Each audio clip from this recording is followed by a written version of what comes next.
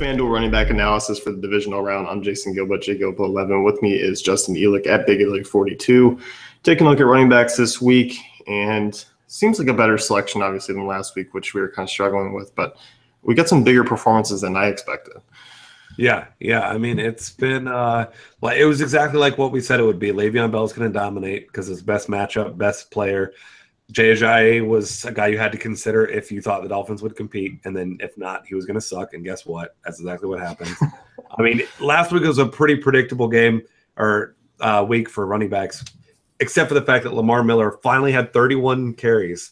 I was so excited. He got the early touchdown, and I'm thinking he's going to have this monster game.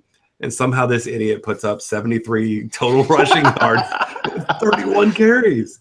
I mean, if Matt Asiata, wouldn't get winded after 31 carries like that, you have to be bad. I mean, that killed me. It's not like he was a bad point per dollar play, especially relative to everyone else by any means, but it's just insane to me that he averaged about 2 yards per carry in that game. I don't get it. Everything went perfectly outside of him moving his legs 5 feet at a time. Yeah, and then all of a sudden, Thomas Rawls is good again. Seattle always does this, no matter who's struggling. Lynch was struggling a couple of years ago before the playoffs started. He dominated. Rawls, I mean, it wasn't he was struggling. Like, he did not even deserve to be getting paid to play football. He was so bad. He was 2 yards a carry for like a month? Lamar Miller style, I guess it would be now. But man, he looked so good. And that Lions defense was playing pretty well too before that. Yeah, it definitely was. Yeah, at least we got some ZZ Top though, who hit his value. Hey, on DK, he smashed his value. He was fine. He was the only player worth a damn on the Lions team last week. The only one. Like, seriously, none of the other ones should get their game checks. It was awful.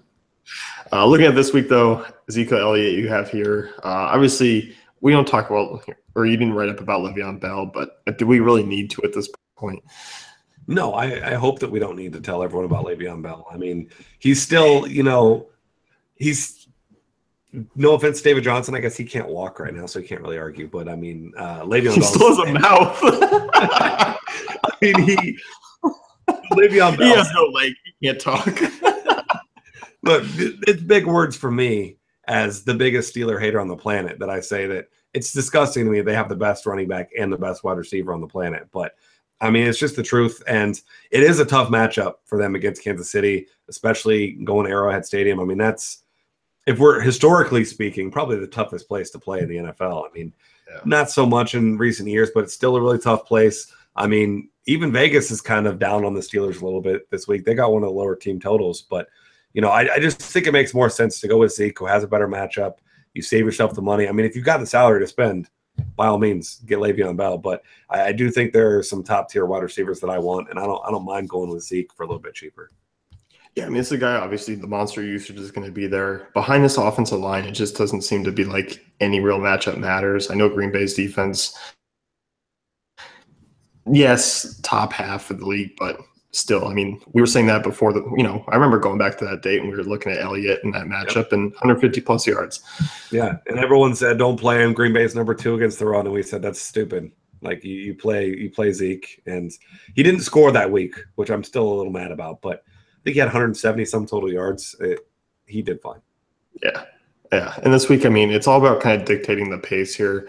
I still think this one's going to be a shootout, but Elliott's capable of both breaking off a big one, getting in the end zone, but also kind of just chumping away at 25 plus attempts and just going to town.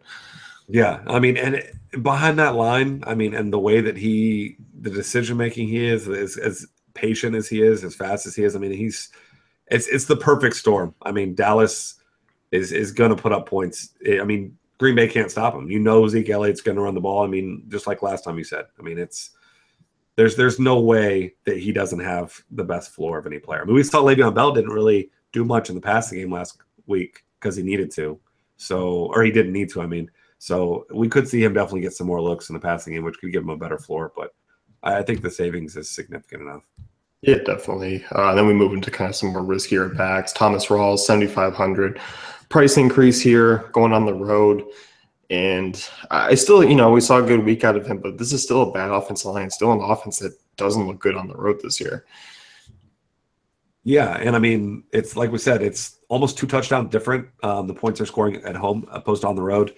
But I mean, we know the recipe for success for Seattle, if they're going to win the playoffs, it's establish the run early, continue to run the ball, and mix it. And they've got some playmakers still. I mean, Doug Baldwin, good playmaker. Jimmy Graham has looked like himself at times, but hasn't looked like the old dominant New Orleans Saints Jimmy Graham. So I mean, they've got plenty of weapons so that you can't just key on the running game and try to stack the box. But Atlanta really hasn't been good against the run. They've been bottom 5 according to Football Outsiders. So like you said, and I said here in the article, this is, if I'm playing cash games, I'm not playing Thomas Rawls. I'm not going to overreact to one game.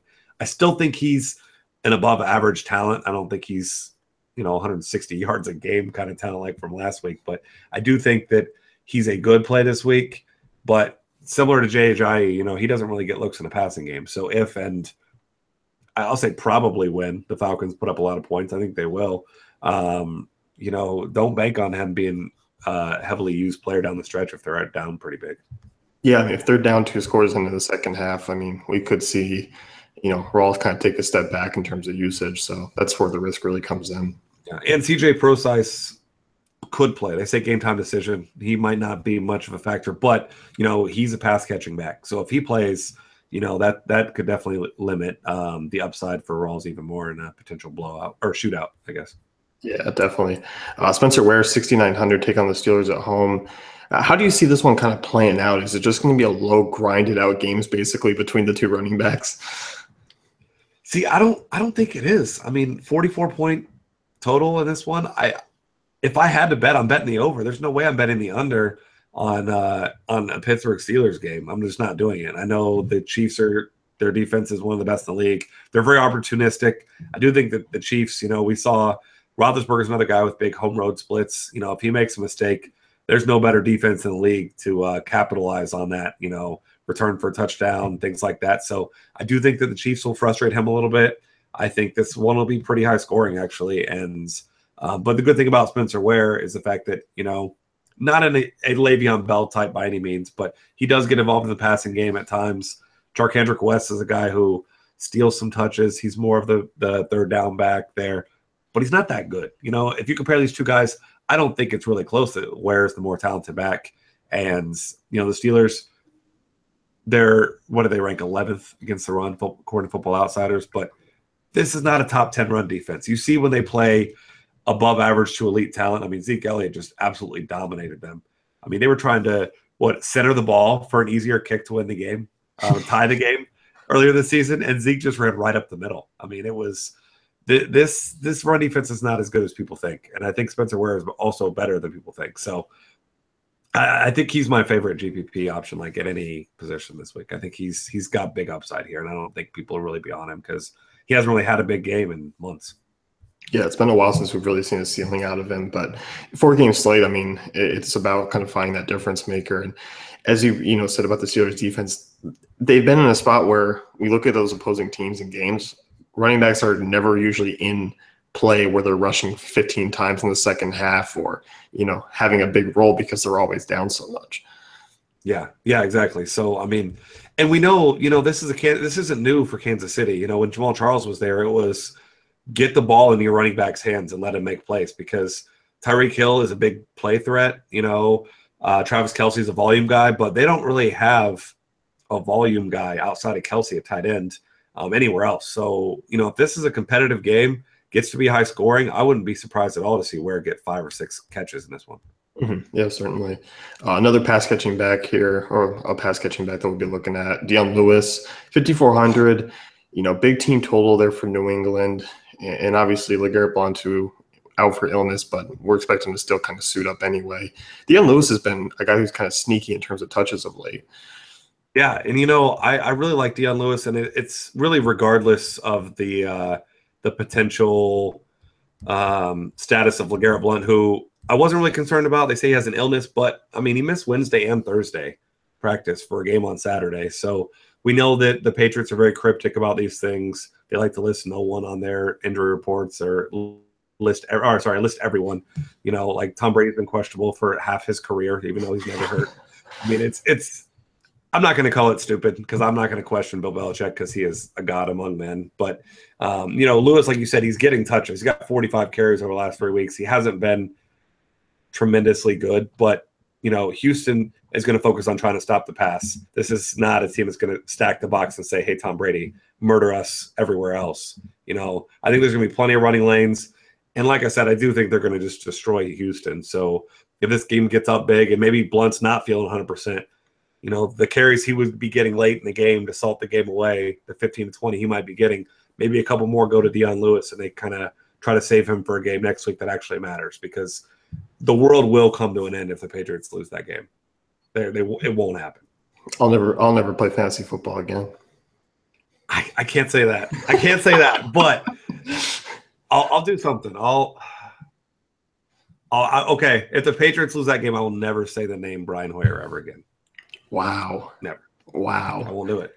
Yeah, I know. That's how confident. I mean, as if I'm making a bold prediction that the 15-point favorite in the playoffs is going to win. But yeah, it's just Brock Osweiler is going to walk into Gillette Stadium and just march out with the W. Oh my God! If he walks out with a W in that game, I mean, I don't know. He's going to steal it off the wall or something. Are there any W's on the wall at that stadium? Maybe he'll have to steal one. I don't know.